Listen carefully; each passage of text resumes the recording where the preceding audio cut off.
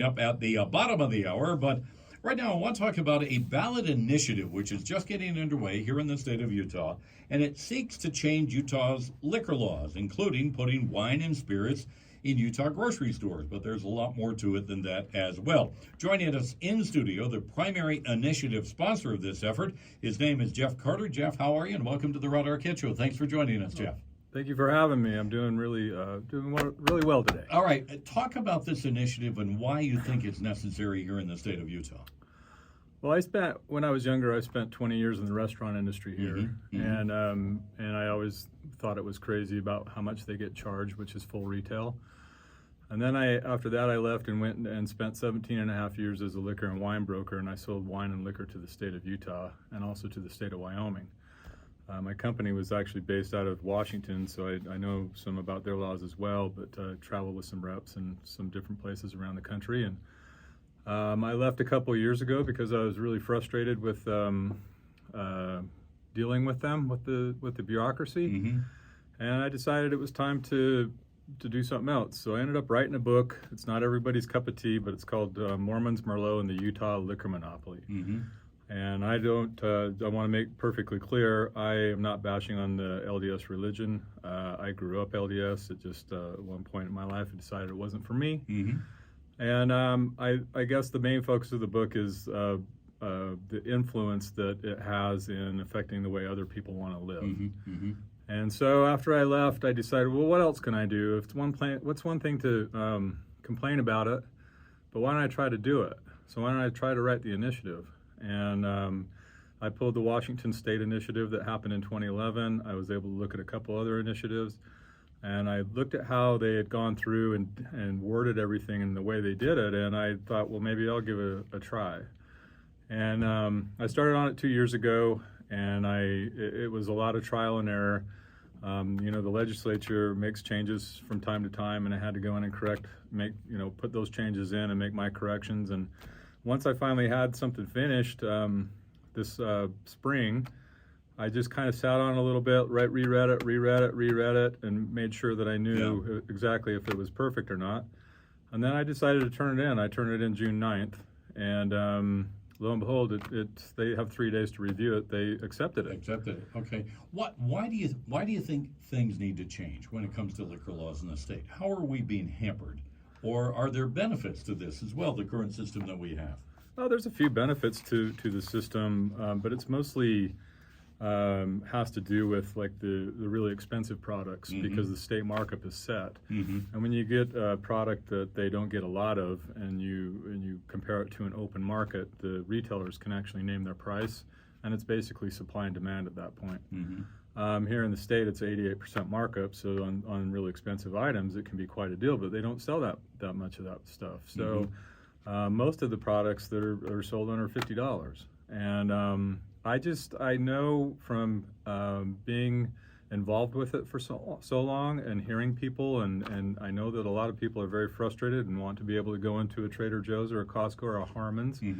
The way you do in other states. Exactly. And that's exactly why they drive each way to Evanston and Wendover and Mesquite, and there's a Costco in Twin Falls, and I know people are going up there, and when they go there, they're not buying 1 or 2 bottles, they're buying a trunkload. Is this privatization? No, it's not privatization. How would it be different from privatization, Jeff? So a lot of people don't know that Wyoming is a control state, and there are 18 control states. And Wyoming is similar in the way Utah works, except for they have a central warehouse in Cheyenne, and they carry a certain amount of products for the licensees up there to buy. And they're revolving the list all the time, depending on what's selling and not selling. And when a licensee places an order, it'll be there within the next 2-3 days, depending on where they live. And then the licensees they're all private, so it's free. It's capitalistic market. And the retailers are private, and they actually make money on it. So I thought, after thinking about it a lot, I thought, well, if I go total privatization, the state's going to still want their money, and then you'd have to have distributors come in here, like my old company and a few others, and then they're going to want 25 to 35% markup, and then the state gets their cut. By the time it gets to a retailer, like a grocery store or somebody that maybe buys one of the liquor stores, it's not going to be a very significant profit Change. margin. Because that's one of the arguments you're probably going to hear, at least from the state officials. The current system we have brings a lot of money into the state, in our coffers. How do you respond to that? Well, the way I balanced it out is I created a license called the Direct Shipping Wholesaler License. And what it does is, so Utah, the way it would work is the DABS would become a wholesaler, and the markup would be 30%, and they would have to sell off their liquor stores. And then the efficiencies for them is they'll be able to carry less products, so less liquor inventory, but just enough to keep everybody happy. And they could have it so there'll be satellite warehouses in Logan and St. George and Provo and Ogden, and one in Vernal, one in Moab, to serve those regions and those licensees that need something immediately. And then I created this license called Direct Shipping Wholesaler License, and those are it's a company like let's say Constellation or Mondavi or Gallo or a distillery or a brewery could get this license. And what it would enable them to do is direct ship into a licensee and put a 30% markup on the products and remit that money to the state. Now, what I've shown after I went through the fiscal analysis on my own, after adding in what I think the direct shipping wholesalers would contribute, and this isn't even talking about the High Point beer and the flavored malt beverages over 5%. I have that all being handled by beer wholesalers, which I think it really should be.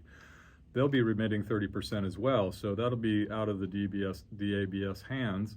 And what I've shown is if 25% of the shipments for liquor and wine come in from direct shipping wholesalers, it makes their profitability $74 million. If it's 40%, it eclipses what they're selling or what they're making right now after you take out all the costs. They're also going to save about $44 million in infrastructure costs. So less government, no employees, no workman's comp, no utilities. They don't have to be in that business anymore. And a couple of the principles of the Republican Party is small government and It's true. Well, let me and ask business. You, do you I used to hear this all the time, that people would roll their eyes when they hear Utah, and they usually roll in their eyes about the liquor laws. Yeah. Do you still hear that today?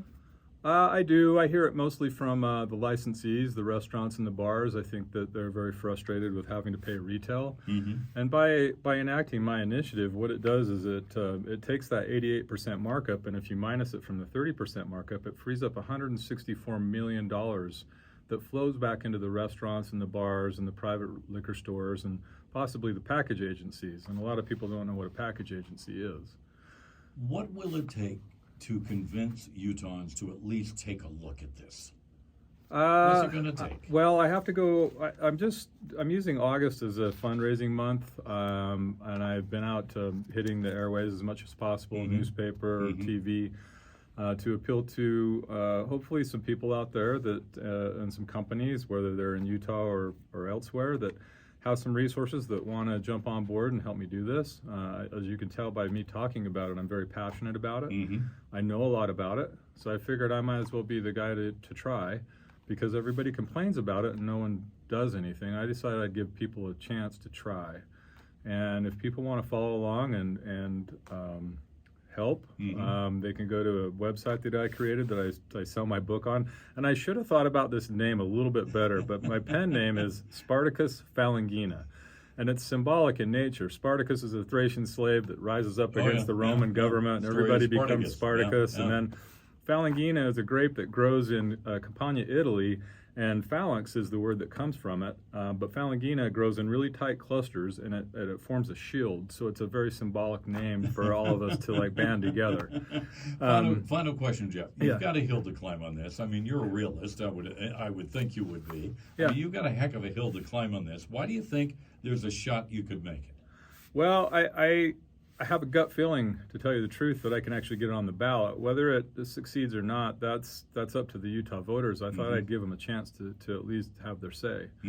And this adventure that I'm hopefully going to be going on, because I got August and then September, October, November to do public hearings, and then I'm going to use January as my signature month.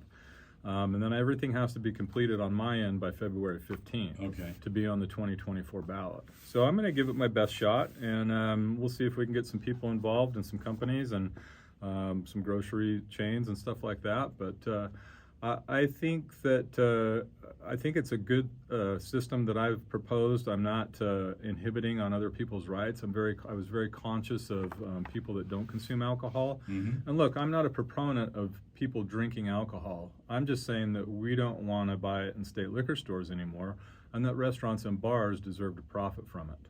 And I don't think there's anything wrong with that. All right. Well, Jeff, thanks for coming in the studio. Good luck with this effort. We'll keep our eye on it, and thank you. Thank you, Rod. All right. More coming up on the Rod Arquette Show.